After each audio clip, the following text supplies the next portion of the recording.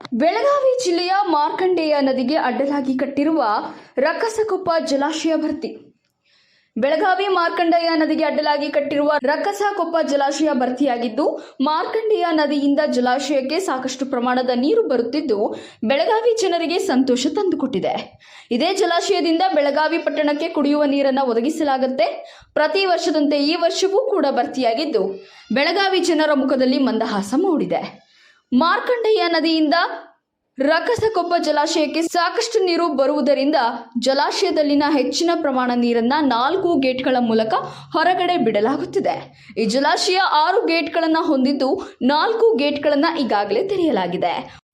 ಬೆಳಗಾವಿ ಜಿಲ್ಲೆಯ ಮಾರ್ಕಂಡೇಯ ನದಿಗೆ ಅಡ್ಡಲಾಗಿ ಕಟ್ಟಲಾಗಿರುವಂಥ ರಕ್ಕಸಕೊಪ್ಪ ಜಲಾಶಯ ಈಗಾಗಲೇ ಭರ್ತಿಯಾಗಿದ್ದು, ಸಾಕಷ್ಟು ಪ್ರಮಾಣದ ನೀರು ಕೂಡ ಜಲಾಶಯಕ್ಕೆ ಆಗಮಿಸುತ್ತಿದೆ. ಹೀಗಾಗಿ ಜಲಾಶಯದಿಂದ ಸಾಕಷ್ಟು ನೀರನ್ನು ಕೂಡ ಹೊರಗಡೆ ಬಿಡಲಾಗುತ್ತಿದೆ.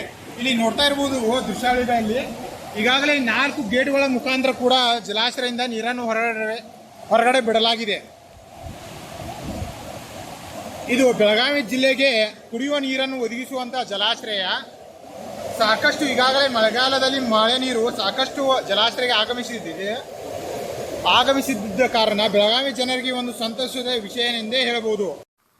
ಬೆಳಗಾವಿ ಜಿಲ್ಲೆಯ ಜನರಿಗೆ ಒಂದು ಸಂತೋಷದ ವಿಷಯನೇ ಎಂದೇ ಹೇಳ್ಬೋದು. ಯಾಕೆಂತೀರಾ, ಬೆಳಗಾವಿ ಜಿಲ್ಲೆಗೆ ಸಂಬಂಧಪಟ್ಟಂತೆ ಮಾರ್ಕಂಡೇಯ ನದಿಗೆ ಅಡ್ಡಲಾಗಿ ಕಟ್ಟಲಾಗಿರುವಂಥ ರಕ್ಕಸಕೊಪ್ಪ ಜಲಾಶಯ ಈಗಾಗಲೇ ತುಂಬಾನೇ ಭರ್ತಿಯಾಗಿದ್ದು, ಸಾಕಷ್ಟು ಪ್ರಮಾಣದ ನೀರು ಕೂಡ ಜಲಾಶಯಕ್ಕೆ ಬಂದಿದೆ.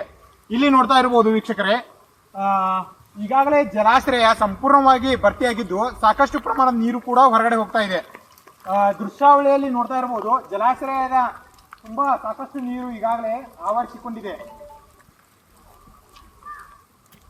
ನೋಡ್ತಾ ಇರಬಹುದು ಜಲಾಶಯ ಈಗಾಗಲೇ ಸಾಕಷ್ಟು ಪ್ರಮಾಣದಲ್ಲಿ ಭರ್ತಿಯಾಗಿದ್ದು, ಯಾಕೆಂದ್ರೆ ಬೆಳಗಾವಿ ಜಿಲ್ಲೆಗೆ ಕುಡಿಯಲು ನೀರು ಇದೇ ಜಲಾಶಯದಿಂದ ಕೂಡ ಬರುತ್ತೆ.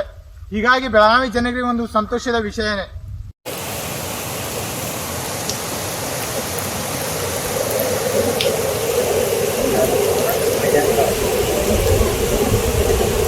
Get